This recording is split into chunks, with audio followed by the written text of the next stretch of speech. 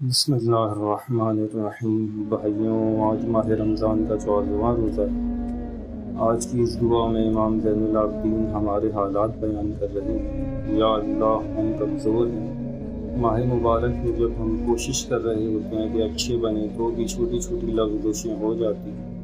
ہمیں اپنے نفس و زبان پر کنٹرول نہیں، ہم کیا کیا بول دیتے ہیں، بعد میں سوچتے ہیں، مگر تو ہماری اس لغزش کے سبب گرفت میں نہ لے۔ ہم ناتواں ہیں، ہماری خطاؤں سے پردہ پوشی فرما اور ہمیں مصیبتوں کا نشانہ نہ بنا۔ دعا کے جملوں پر غور کریں۔ اللہم لا تؤاخذنی فیہ بالعثرات۔ اے اللہ، آج کے دن میری لغزشوں پر میری پکڑ نہ کر۔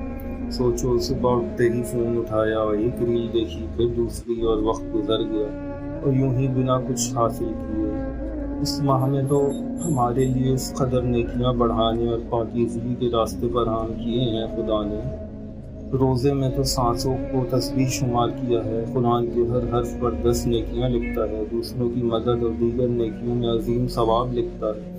لیکن ہم ان لمحات کو ضائع کر دیتے ہیں، اور اس کے برعکس نہ ہم اپنی آنکھیں کنٹرول کر پاتے ہیں، نہ زبان۔ بس اے پروردگار، ان گناہوں کو چھوڑنے کے لیے ہمیں قوت عطا کر اور ہماری لغزشوں سے درگزر کر۔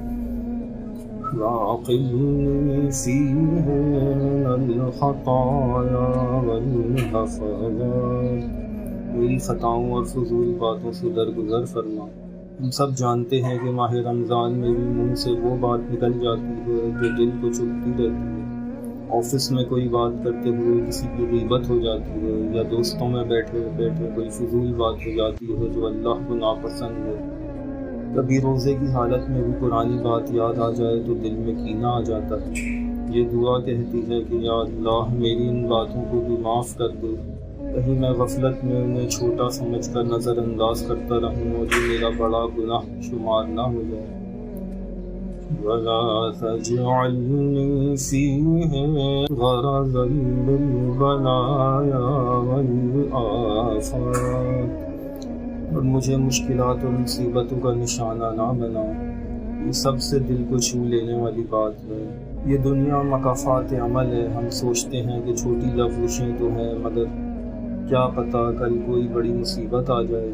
کبھی کاروبار میں ایک چھوٹا سا جھوٹ بول کر بڑا نقصان اٹھانا پاتا ہے۔